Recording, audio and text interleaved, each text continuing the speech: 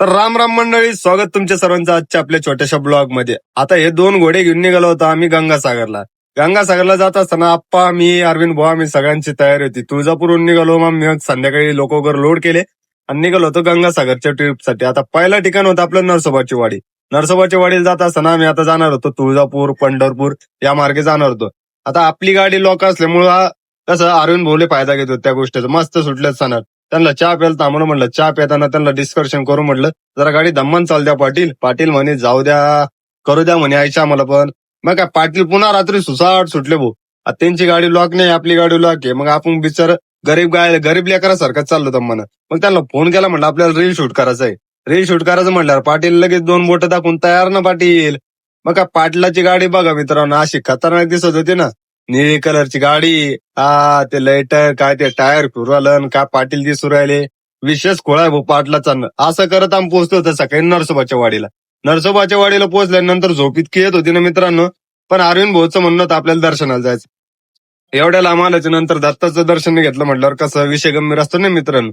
मग म्हटलं चला आता ते पहिल्यांदा आपल्यासोबत आहे, आपण पहिल्यांदा त्यांच्यासोबत आहे. मग चहा वगैरे पिऊ म्हटलं, जाऊ दर्शनाला.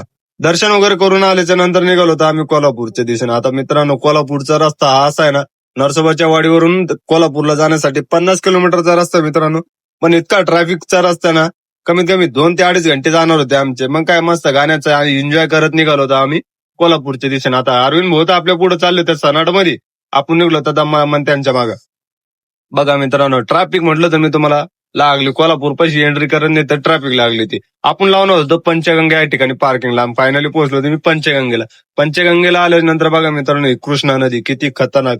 काही ज्या पावसाळ्या दिवसामध्ये अशी भरून निघते ना, तिथं आपली नजर पडली ती दोन घोड्यावरती. आता हे दोन घोडे पाहिले की मला आमच्या दोन घोड्याची लय आठवण आली. बघा मित्रांनो, हा निळा घोडा आणि तो ऑरेंज कलरचा घोडा. आता हा निळा घोडा आहे तो अरविंद भाऊचा, ऑरेंज कलरचा घोडा आहे तो बद्री भाऊचा.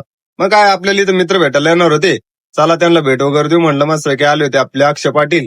आता यांना आपण भेटतोय कमीत कमी 2-3 महिन्यानंतर. नुसतं फोनवर हाय हॅलो आणि गेलो, एवढंच चालू होतं. मग काय ते आले मस्त कार घेऊन भेटायला आपल्याला, मस्त एन्जॉय केला, तिथं पार्टी बिर्टी केली आणि निघाला आम्ही आपलं गोकर्ण महाबळेश्वरच्या दिशेनं. बघा मित्रांनो, कोल्हापूरचा रंकाळा आता दाखवतो बरं का तुम्हाला मित्रांनो.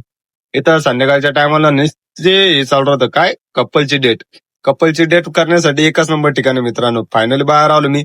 वातावरण असं कडक होतं ना मित्रांनो, अशा वातावरणामध्ये गाडी आणण्याचा विषयच वेगळा असतो. आजचा व्हिडिओ आवडला असेल नक्की लाईक शेअर करा मित्रांनो.